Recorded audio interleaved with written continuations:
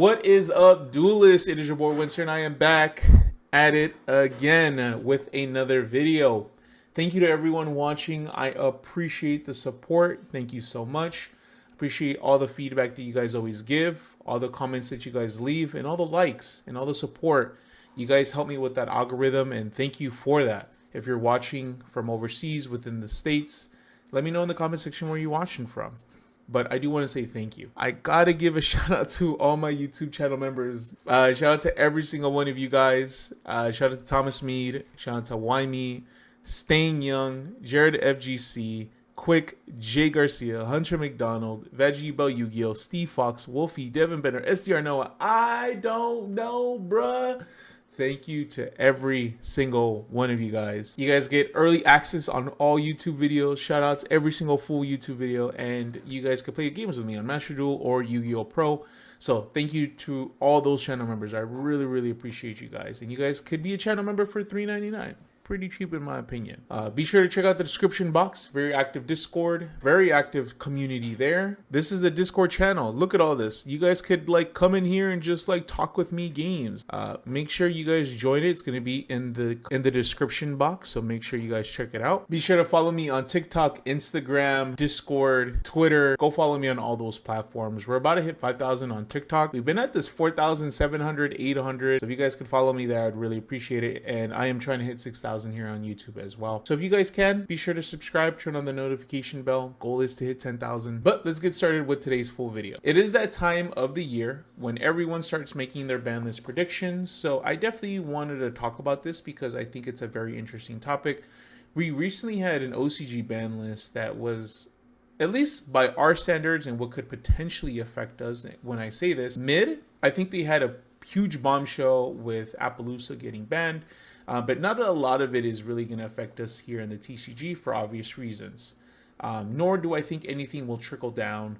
Maybe one card, maybe two cards. Go watch that video if you guys want a little bit more information on that. I think the last time we had a ban list was April. So we're closing in on the month of June here. It's almost the end. Crazy how time flies. Drake is right. Time do be flying.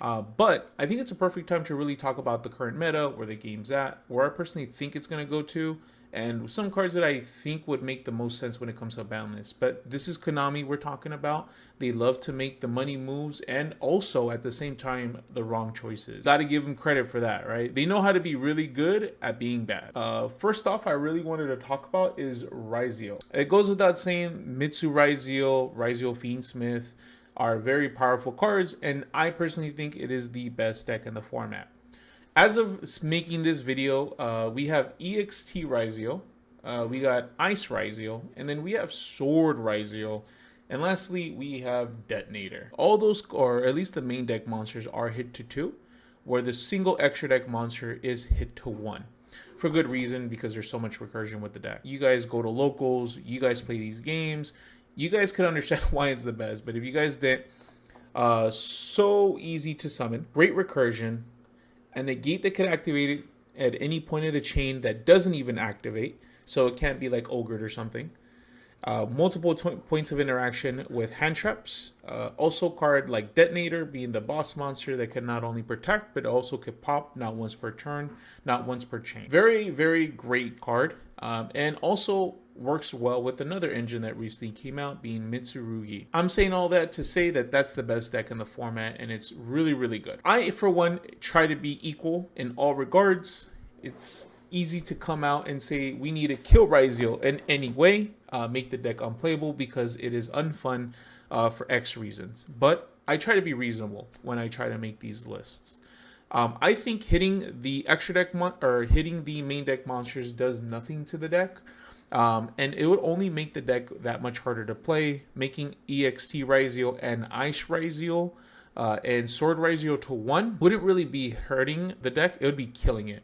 If those cards are to 1, there's not really much you could summon. You can make the argument, well, you still have Node and you still have Star, but those cards suck. And I definitely think that you need some sort of setup in order to play those cards. But hitting those other ones to 1 would just make it that much more difficult to play. Detonator, I don't think needs to get banned, even though it's a very strong card. I definitely don't think it needs to get banned by any regard.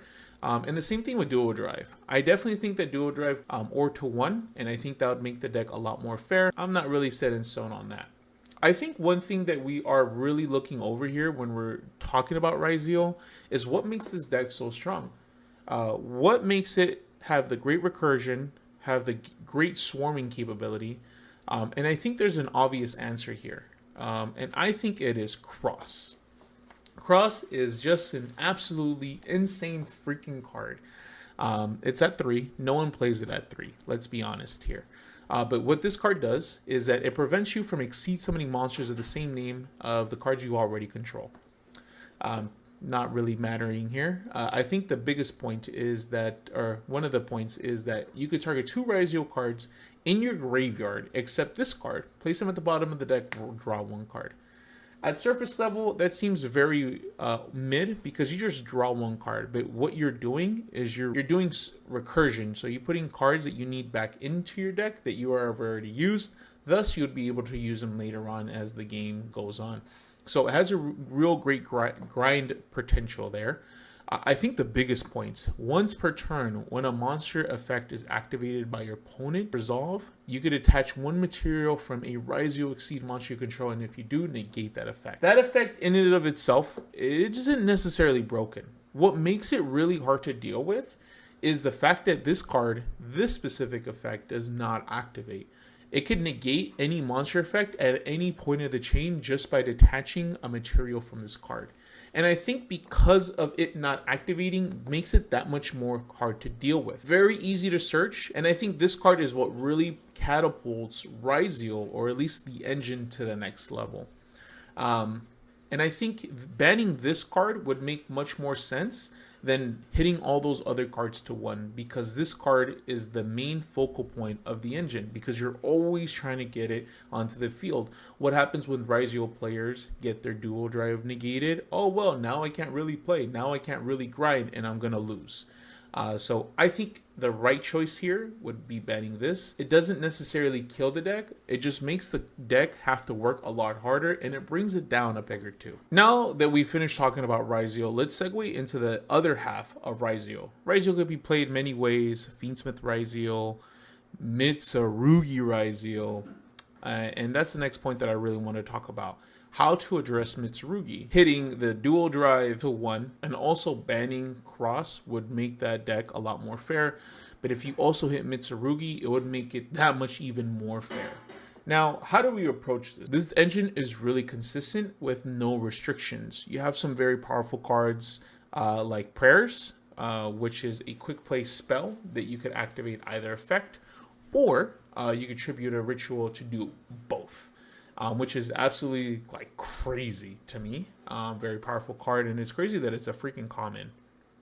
And then you have other cards like Saji, who happen to be a rank level 4 that work with YuGiOh.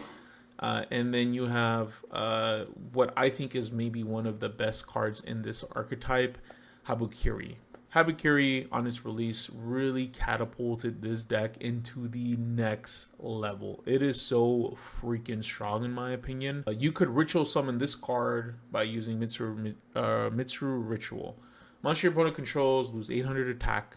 This is the broken effect, guys. You could reveal this card in your hand, special summon 1 Mitsarugi monster from the deck, then tribute 1 monster you control. It has the other effect that all Mitsus have. If it's tributed, get another effect.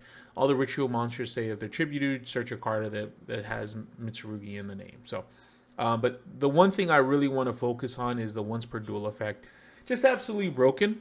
The fact that you could tribute this card, or you could reveal this card, so basically no cost, summon 1 from the deck, and then immediately tribute. So you could summon the thing that you need from the deck, and then tribute. That way you could go ahead and dodge cards like Imperm, and the only real answer to this is like Ash. It has a fatal flaw being a once per duel effect, but Jesus, is that a strong effect in my opinion. I don't think there's too many great cards in this archetype. You do have bricks such as Kusanagi, the main deck ritual guy, and if you're psychotic enough to play Futsu, and then you have the ritual itself, and then you have Mitsarugi Mirror. But the cards that are good, like Habakiri and Prayers, it feels almost unfair of how strong they are. There's just such a huge gap between strength within the own archetype, where Prayers and Habakiri just are at the tip top of the deck. The other ones just falter so much. But because of how good those cards are, like Prayers and Habakiri, really catapult this engine to the next level. How do you actually nerf it? I think the easy answer here, and the option that people really decide to go through, is outright banning Habakiri.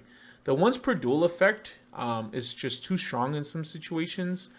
Sometimes you don't even need it because you have a combination with this and Prayers. I think Prayers is the better option in my opinion. Prayers just does so freaking much. The fact that you could activate either A, add a Mitsarugi, or B, special summon a Mitsarugi from your hand or graveyard. However, you could go ahead and tribute a rich reptile in your hand to get both effects. That's absolutely broken, because then you'd be able to trigger what you tributed to even get more follow-up, to even get more cards in your hand. Now, that would be absolutely broken if it was a regular spell card. The fact that this card is a quick play is just absolutely crazy, right?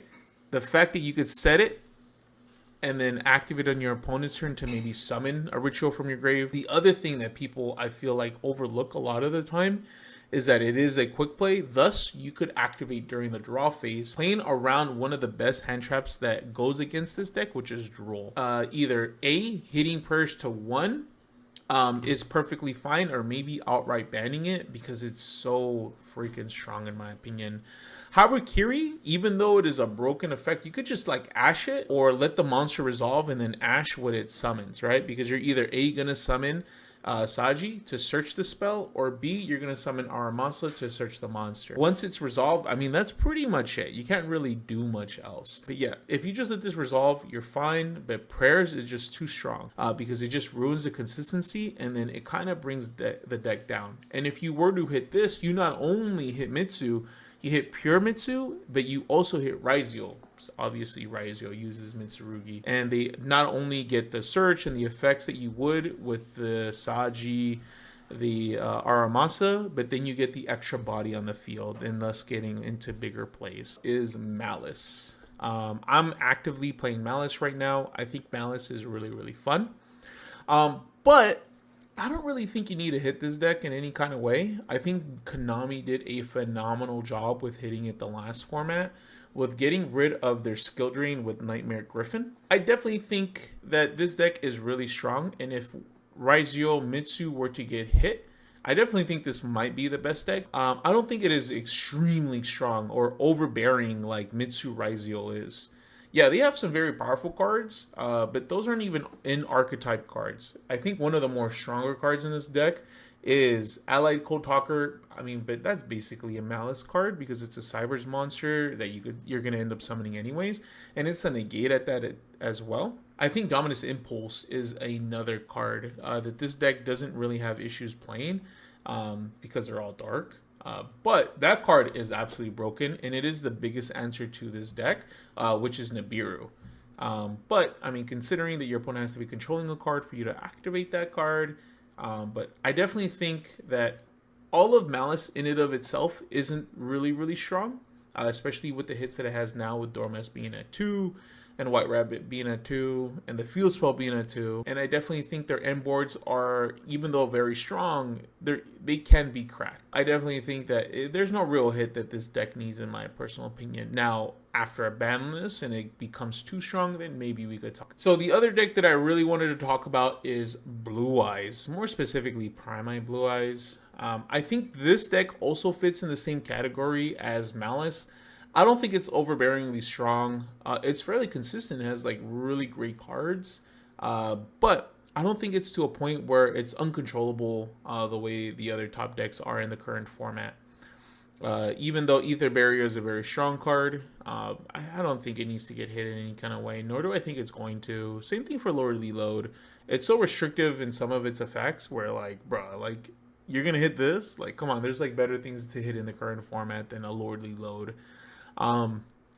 Very strong though end boards, because you end on cards like the Quasar, then you have Crimson.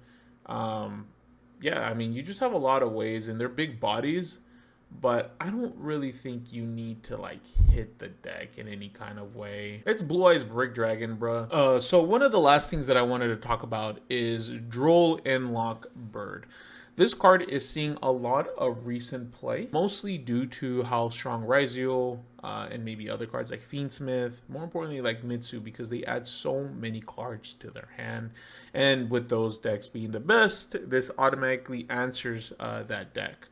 And answers a lot of other decks as well. I think one is Memento, Blue Eyes. Card single-handedly shuts down some of those decks, and for good reason, right? Because they are strong. So it's a good way to check the opponent. I've seen a lot of like arguments: should this card be banned? Should this not? Because it's so restrictive, right?